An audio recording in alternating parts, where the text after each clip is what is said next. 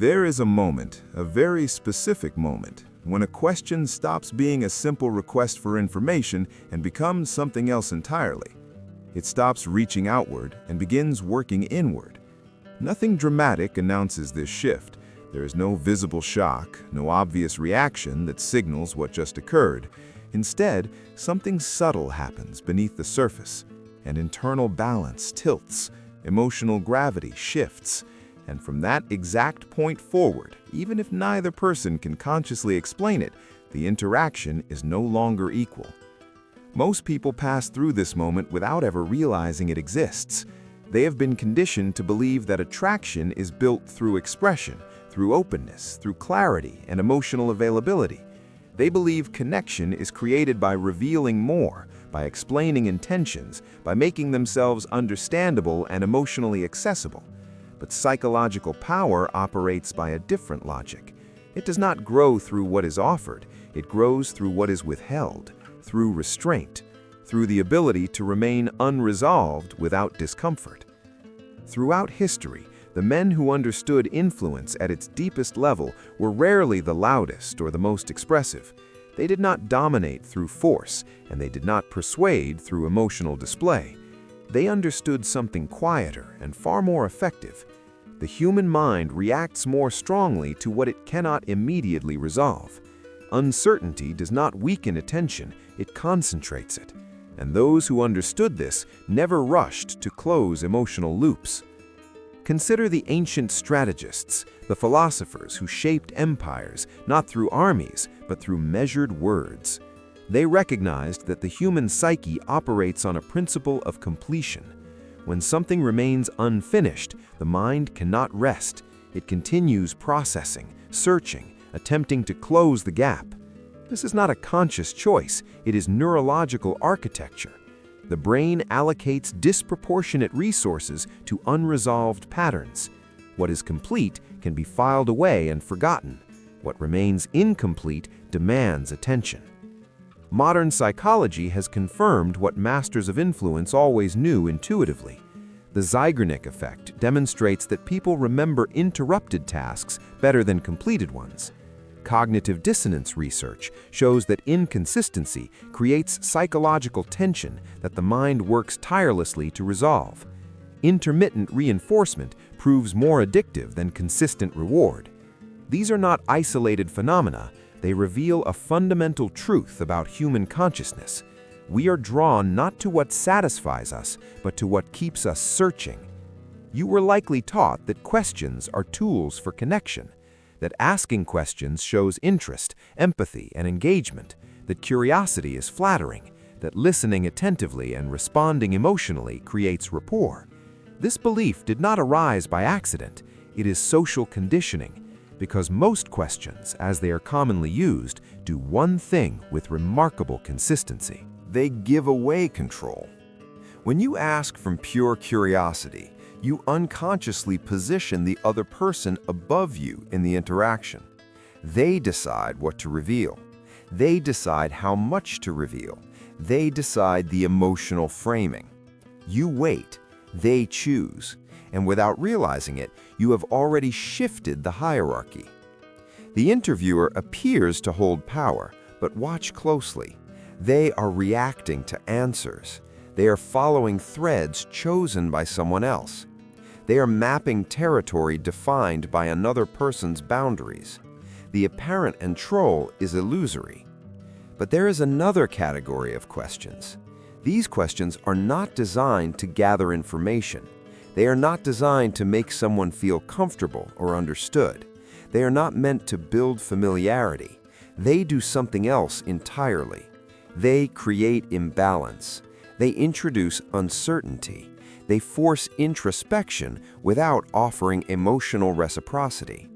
They create internal motion while you remain still.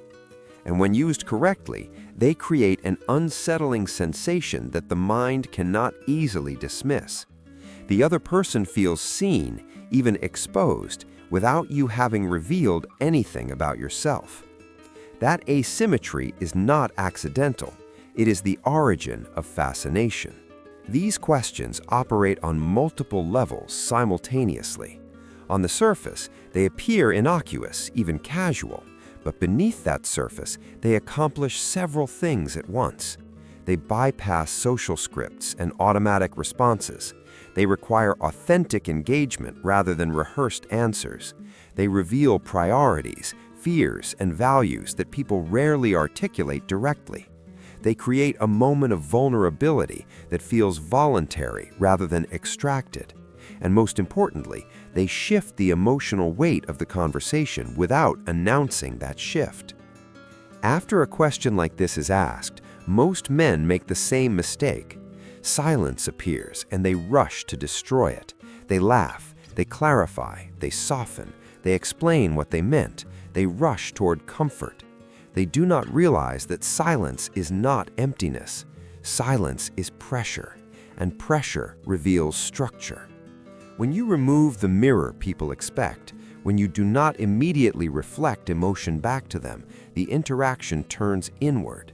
She is no longer speaking to you. She is speaking to herself out loud. The moment someone is forced to articulate thoughts without immediate feedback, they experience a subtle loss of orientation. Not fear, not anxiety, just a quiet destabilization. Certainty is stable. Uncertainty moves, and movement captures attention. Watch what happens in that silence. Micro-expressions flicker across her face as internal processing accelerates. Her eyes shift slightly, accessing different neural networks. Her breathing pattern changes almost imperceptibly. These are not signs of discomfort necessarily. They are signs of engagement at a deeper level than social conversation typically reaches. The brain is doing real work. Real work creates real impact, and impact creates memory. This is where most men fail again. They ask a destabilizing question, feel the shift, and then immediately reward the answer. They nod, they validate, they empathize, they signal approval. That closes the loop. You do not close it. You allow the answer to exist without commentary. Because the goal was never the content of what she said. The goal was the act of revealing itself. The revealing creates a record, not in your mind, but in hers. She has shown something. She has exposed a layer, and you have not reciprocated. This is not cruelty. This is structure. In any dynamic system, differentiation creates function. When everything equalizes, nothing moves. Movement requires gradient. Emotional gradient, like any other gradient, flows from high concentration to low. When you remain unrevealed, you create the low-pressure system that draws disclosure toward you. Control is not established through confrontation or dominance. It is established through pacing, through direction, through depth. True power is rarely loud. It is exact.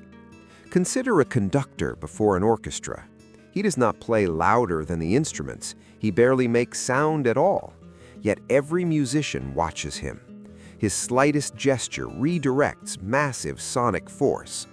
This is positional authority. It requires no justification because it creates its own context. As the imbalance grows, something predictable happens. She begins to speak more than necessary. She adds explanations that were not requested. She justifies herself. She fills space. This is not enthusiasm. It is an unconscious attempt to restore equilibrium. And the more she speaks, the quieter you become. Not because you are disengaged, but because you are disciplined. Human beings are deeply uncomfortable with asymmetry in social exchange. We are taught from childhood that conversation should be balanced, that both parties should contribute equally, that fairness requires equivalence. This conditioning runs so deep that most people will sacrifice strategic advantage simply to restore symmetry. They will reveal more than intended, explain more than asked, offer more than required, all in service of an artificial balance that actually weakens their position. You recognize this pattern and refuse to participate in it. When she over-explains, you do not match her energy. When she seeks validation, you do not provide it on demand. When she tests with humor or deflection, you remain consistent. This is not coldness, this is clarity. You are teaching her without words that your attention operates by different rules than she is accustomed to. Attraction does not form through mutual disclosure. It forms when one person is more revealed than the other. That imbalance creates curiosity. It creates projection. It creates emotional investment. She begins to fill in the blanks about you, and what the mind imagines often carries more weight than what is explicitly known. This is the paradox that most men never grasp. They believe that revealing themselves, sharing their stories, displaying their qualities will create attraction. They are operating on a transactional model. They believe they must prove value to receive interest. But attraction is not transactional, it is gravitational. And gravity does not work by pushing, it works by mass creating curvature in space. Your mass, in this metaphor, is not what you display, it is what you contain. At a certain point, curiosity changes character. It becomes heavier. She is no longer wondering what you think, she is wondering where she stands. This is the beginning of emotional direction. Emotion without direction dissipates quickly. Emotion with direction attaches. When someone starts mapping their emotional responses in your presence, memory forms. Memory creates continuity. Continuity creates attachment.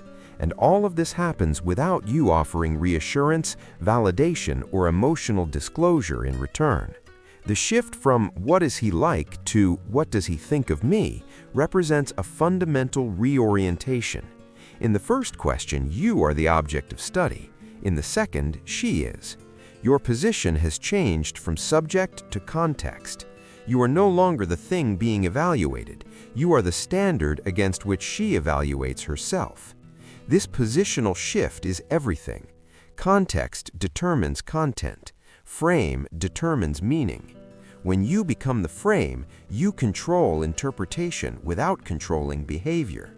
This is the moment where most men panic. They feel momentum and mistake it for opportunity.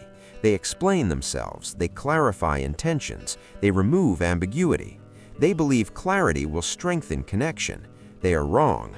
Ambiguity was the engine. Removing it collapses the structure. Think of ambiguity not as confusion, but as space. Space allows movement. Space allows projection. Space allows the other person's psychology to activate and engage. When you fill that space with explanations, you remove the canvas she was beginning to paint on. You replace her emerging interpretation with your explicit definition. And explicit definition, no matter how favorable, cannot compete with the power of personal construction. What she builds in her own mind will always be more compelling to her than what you tell her directly. You are not discussing emotion, you are navigating it. After she responds, you withdraw slightly, not physically, energetically. Your attention shifts just enough to be felt. That micro-withdrawal creates contrast. Contrast creates awareness. She notices the absence before she understands it. This withdrawal must be calibrated precisely. Too much and you appear disinterested, which releases tension rather than maintaining it. Too little and the contrast is insufficient to register consciously. The correct measure is the smallest noticeable difference, a slight shift in eye contact, a momentary pause before responding, a redirection of focus to something in the environment. These micro-calibrations communicate at a level below language. They speak directly to the limbic system, which monitors social positioning with extraordinary sensitivity. This is why the interaction begins to feel intimate without ever becoming intimate. She has revealed orientation. You have revealed nothing. And that imbalance creates a question that has no immediate answer. What does this mean to him? That question is valuable beyond measure. As long as it remains unanswered, she remains engaged. The moment you answer it definitively, the engagement shifts. This is why men who make their interest obvious too early often watch attraction evaporate. They believed honesty would be rewarded, but they confused emotional honesty with strategic clarity. You can be emotionally honest, authentic in your presence, while remaining strategically ambiguous about your level of investment. These are not contradictory. They operate on different dimensions. Non-reaction is often misunderstood as indifference. It is not. It is self-containment. It signals emotional independence, internal hierarchy. When she begins to test, shifting tone, changing subjects, introducing humor, seeking reassurance indirectly, you remain consistent. You do not punish, you do not reward. You remain steady. Consistency under emotional fluctuation is authority. Authority is not demanded, it is recognized. When someone remains unmoved while others shift and adjust, that person becomes the reference point by which movement is measured. This is positional power in its purest form. You are not controlling her behavior, you are establishing yourself as the axis around which behavioral variations rotate. The axis does not move, everything else moves relative to it. That is the position you occupy through consistency. Attention is currency, emotion is investment. When you respond less emotionally than expected, your attention increases in value. Scarcity is not disappearance, it is non-distribution. The man who gives his full attention to everyone devalues that attention. The man who distributes his emotional responsiveness freely teaches others that it costs nothing to obtain. You are doing the opposite. You are demonstrating through behavior, not words, that your attention is finite, your emotional response is not automatic, and access to your internal state is not guaranteed by social convention. Eventually, something important happens. She starts thinking after you are gone. That is the real metric. She replays moments. She revisits phrases. She wonders what you meant. She feels a pull without being able to locate its origin. When that happens, the interaction has already shifted permanently. This is the test of genuine impact. Presence is easy to manufacture. Lingering presence is not. When someone continues to think about you in your absence, you have transcended the immediate interaction and become a permanent feature of their internal landscape. You are no longer an external person they encountered. You are now a psychological presence that exists independently of physical proximity. This is how influence becomes internalized. Then the deepest layer activates. She begins to question herself, not you. Questions that introduce a discrepancy between identity and reaction force the mind into resolution mode. The human mind cannot tolerate unresolved discrepancy, and resolution requires engagement. Internally, the questions begin. Why did that affect me? Why did I care? Why am I still thinking about this? At this stage, you are no longer the stimulus, you are the context. This represents the completion of the reframing. You have moved from object to subject to context. As context, you are now the background against which she understands her own reactions. She is not analyzing you, she is analyzing herself through the lens of her interaction with you. This is the deepest form of influence. You are now part of her self-understanding. That position is difficult to establish and nearly impossible to dislodge once secured. These moments only work when delivered calmly, no emphasis, no intensity. Calm signals surplus. Charisma excites. Stillness destabilizes. Excitement is consumed quickly. Destabilization lingers. The excited man is performing. The still man is being. Performance suggests effort, which suggests insufficiency, which suggests need. Being suggests completeness, which suggests abundance, which suggests choice. At an unconscious level, these signals are read and interpreted constantly. You cannot fake sufficiency. The energy is wrong. but you can cultivate it until it becomes genuine. When she becomes aware that her reactions were stronger than expected, deniability disappears. Awareness creates restraint. Most men sabotage this moment by rescuing it. They reassure, they normalize, they make it safe. Safety closes loops. You allow tension to exist without resolving it. That communicates authority, not dominance. There is a critical distinction here. Dominance imposes, authority allows. Dominance requires the other person to submit. Authority simply declines to chase. Dominance is effortful and often creates resentment. Authority is effortless and often creates respect. When you allow her to experience tension without rushing to resolve it, you are demonstrating that you are comfortable with discomfort. Comfort with discomfort is one of the clearest signals of developed consciousness. It cannot be faked for long, and it is deeply attractive because it implies emotional capacity far beyond the norm. By now, curiosity exists without clarity. Investment exists without reciprocity. Awareness exists without resolution. The final phase does not add more tension, it locks the frame. Most people believe attraction is created at the beginning. It is not. It is locked at the end. The brain holds on to unfinished experiences. It replays unresolved interactions. It searches for closure that was never offered. This is not a flaw in human psychology. It is a feature. The mind evolved to solve problems, to resolve patterns, to create coherence from chaos. When you deliberately withhold closure, you are leveraging millions of years of cognitive evolution. You become the problem her mind cannot stop trying to solve. When you exit calmly, without reassurance, without summary, without explanation, the interaction continues internally. Presence followed by noticeable absence creates vacuum. Vacuum pulls. The quality of your departure matters as much as the quality of your presence. Most men linger, unconsciously seeking confirmation that the interaction went well. They wait for signals, they look for validation. This seeking behavior undermines everything that came before. You leave as someone who has somewhere to be, something to do, a life that exists independently of this moment.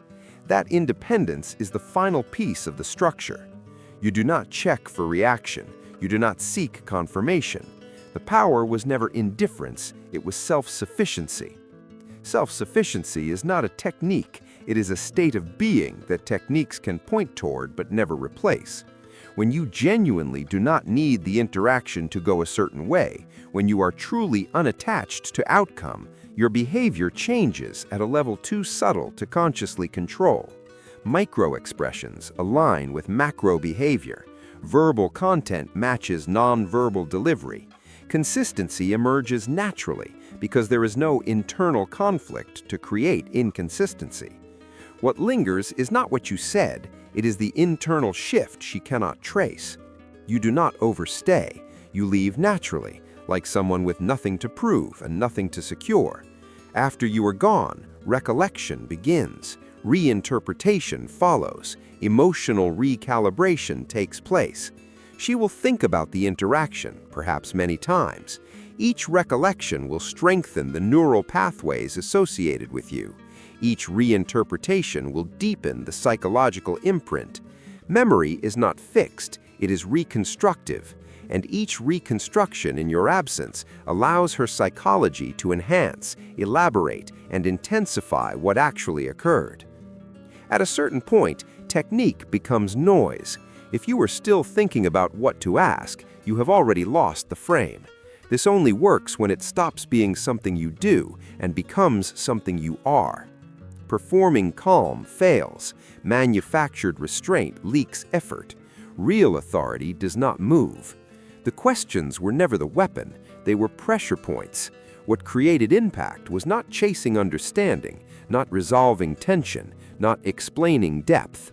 The impact came from the space between stimulus and response, from the gap between disclosure and reciprocity, from the difference between her emotional movement and your emotional stillness. When this becomes identity, you stop filling silence, you stop over-investing, you stop managing perception. You observe more, you speak less, you leave earlier, you remain centered. These are not rules to follow, they are natural expressions of internal organization. When your sense of self is not dependent on external validation, you do not seek it. When your emotional state is not determined by others' reactions, you do not monitor those reactions anxiously. When your self-worth is internally generated, you do not need to prove it externally. Attraction is not built through effort, it is built through contrast. Stillness against movement, calm against emotion, containment against exposure. You set a standard without announcing it. People either rise to it or remove themselves. Both outcomes preserve your position. This is abundance mindset expressed behaviorally. You are not trying to convert everyone. You are allowing natural selection to operate. Those who resonate with your frequency will move closer. Those who do not will fall away. Neither outcome requires your intervention. People do not return because you were impressive. They return because something inside them shifted in your presence, and the mind is drawn back to whatever quietly reoriented it, not to understand it, but to feel it again. This is the difference between impact and impression. Impression fades, impact compounds. Impression is what you leave on someone. Impact is what you activate within someone. When you activate something internal, you create a self-sustaining dynamic. They are no longer thinking about you because you gave them something to think about. They are thinking about you because you changed how they think about themselves. This is the difference between men who seek reaction and men who remain unmoved while reactions happen around them. The one who remains unmoved becomes the reference point. The seeker chases. The reference point attracts. Chasing depletes. Attracting accumulates. This is not metaphor, this is mechanics. Energy flows, attention flows, investment flows, and flow always moves toward coherence, toward stability, toward center. When you become centered, you become the destination toward which flow naturally moves. There is nothing here to rehearse, nothing to memorize, nothing to perform, only something to stop doing. Stop chasing understanding, stop resolving tension, stop explaining depth. Remain intact and let gravity do what it always does. Gravity does not try, gravity does not perform, gravity simply is. Mass warps space, space determines trajectory, trajectory determines destination. You are not manipulating, you are being, and being, when it is sufficiently developed, organized, and coherent, creates its own field of influence. That field is not something you project, it is something you are. And that is the only thing that cannot be taken from you, cannot be copied by others, and cannot fail when you need it most. This is mastery, not of others, of self. And self-mastery, paradoxically, is what others find most compelling, because it is the rarest thing they encounter, and rarity, by definition, is what captures attention and holds it longest.